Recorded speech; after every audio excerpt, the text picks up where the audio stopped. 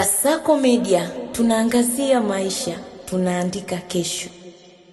Mamlaka ya kudhibiti na kupambana na dawa za kulevya nchini, DCEA, imefanikiwa kukamata boti iliyokuwa inasafirisha shehena kubwa ya dawa za kulevya aina mirungi katika kingo za Bahari ya Hindi, eneo la Bagamoyo, mkoani Pwani.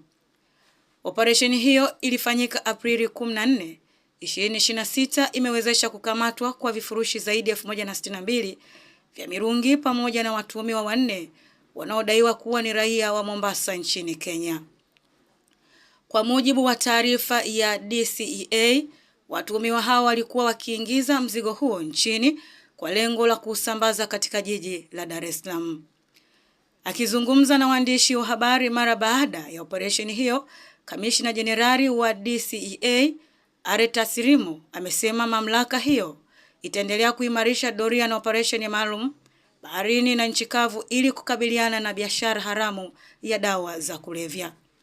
Alisema, hatutalegeza kamba katika vita hii. Tutahakikisha tunawalinda wananchi na kizazi kijacho dhidi ya janga la dawa za kulevya, alisisitiza Limo. Watuhumiwa wote 4 wanashikiliwa na DCEA kwa mahojiano zaidi kabla kufikishwa mahakamani. Na hii ni Kasako Update na Dela Thomas. Mamlaka ya kudhibiti na kupambana na dawa za kulevya imeendelea kufanya operesheni mbalimbali ili kuhakikisha kwamba inadhibiti usafirishaji wa dawa za kulevya hapa nchini. Katika operesheni iliyofanyika usiku wa kuamkia tarehe 14 mwezi wa 4 2026, tumefanikiwa kukamata boti ya mwendo kasi, yani fiber boti, iliyokuwa inatoka nchini Kenya kwenye mji wa Mombasa kuja jijini Dar es Salaam kupitia ufukwe wa Magambani, Kaole Ufundi, Bagamoyo.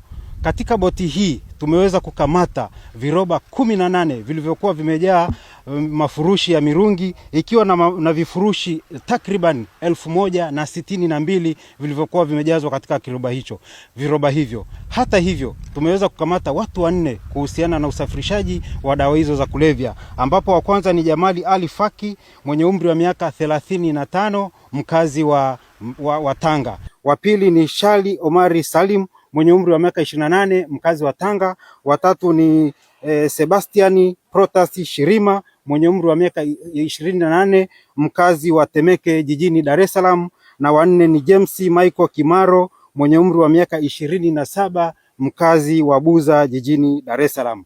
Boti hii imekuwa ikisafirisha dawa za kulevya kutoka nchini Kenya kwenye mji wa Mombasa kuleta jijini Dar es Salaam kwa muda mrefu, na tumekuwa tukifuatilia na dawa tulizozikamata hivi karibuni, ambapo tulieleza kwamba mirungi imekamatwa kwa wingi zaidi kuliko dawa nyingine za kulevya. Ni kwamba hii ndio ilikuwa inaleta hizo dawa za kulevya jijini Dar es Salaam. Na baada ya kuikamata ni kwamba tumepunguza kwa kiasi kikubwa cheni ya usafirishaji wa dawa za kulevya. Na hawa tuliowakamata ni mapapa, kwa sababu wanayo chombo cha kisasa kabisa cha kusafirisha dawa za kulevya hapa nchini. Lakini ukijaribu kuangalia kwamba utumiaji wa mirungi umeongezeka kwa kasi sana baada ya dawa nyingine za kulevya kupungua nchini, hususan skanka, heroin, cocaine pamoja na methamphetamine. Na tunaendelea kufanya operation endelevu ili kuhakikisha kwamba tunadhibiti mitandao yote ya usafirishaji wa dawa za kulevya hapa nchini ili Tanzania iendelee kuwa salama. Tunatoa wito kwa wananchi kuendelea kutoa ushirikiano kwa mamlaka ya kudhibiti na kupambana na dawa za kulevya, na tutahakikisha kwamba yoyote ambaye anajiingiza kwenye biashara ya usafirishaji wa dawa za kulevya tutachukua hatua kali. Na serikali ya Tanzania iko makini kuhakikisha kwamba tunadhibiti kabisa uingiaji wa dawa za kulevya nchini. Tumefanikiwa kudhibiti dawa za viwandani, na sasa tunaendelea na kuhakikisha kwamba tunadhibiti dawa za mashambani, hususani bangi na mirungi, hasa mirungi inayotoka nchini Kenya. Baada ya kufanya operation kubwa katika mji wa Same na kuweza kudhibiti kilimo cha mirungi katika mkoa wa Kilimanjaro, wilaya ya Same, sasa mirungi inaingia kwa wingi kutoka nchini Kenya, hususan maeneo ya Mombasa. Hivyo wale wote wanaoendelea kujihusisha na biashara hii tunawaonya waache, na tutahakikisha kwamba mamlaka itaendelea kuchukua hatua kali dhidi yao.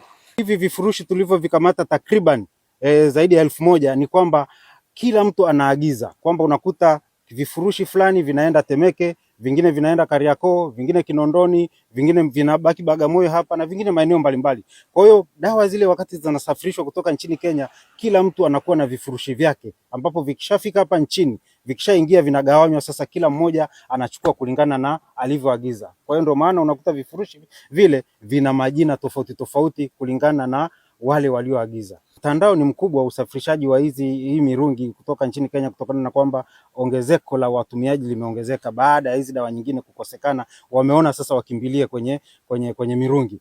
Kwanza kabisa dawa ambazo zilikuwa zinaongoza hapa nchini ilikuwa ni heroin, cocaine pamoja na methamphetamine. Tukamaliza ile mitandao, ikaingia dawa za kulevya aina ya skanka. Skanka na yenyewe tumefanya operation kubwa, tumekamata magari, tumekamata ile mitandao mikubwa iliyokuwa inaingiza skanka hapa nchini. Mitandao ile tumeimaliza. Sasa hivi tuna operation kubwa tunaendelea nazo vijijini ili kuhakikisha kwamba mashamba ya bangi na yenyewe tunahakikisha kwamba tunayateketeza na itafika mahali bangi na yenyewe itaadimika hapa nchini. Na kutokana na usafirishaji kuwa mgumu wa bangi, sasa hivi watu wameingia sasa kwenye mirungi, kutokana na kwamba inasafiri kwa njia ya bahari. Baada ya usafirishaji kwa njia ya magari kuanza kukamata sana hayo magari, sasa hivi wakaingia mbinu nyingine ya kukodi boti hizi za kisasa na kuanza kusafirisha. Kwa hiyo hata wale wenye maboti tutahakikisha tutachukua hatua kali dhidi yao kutokana na kutumia vyombo vyao kusafirisha hizi dawa za kulevya aina mirungi kuingia hapa nchini, hususan katika jiji la Dar es Salaam. Kasako Media, tunaangazia maisha, tunaandika kesho.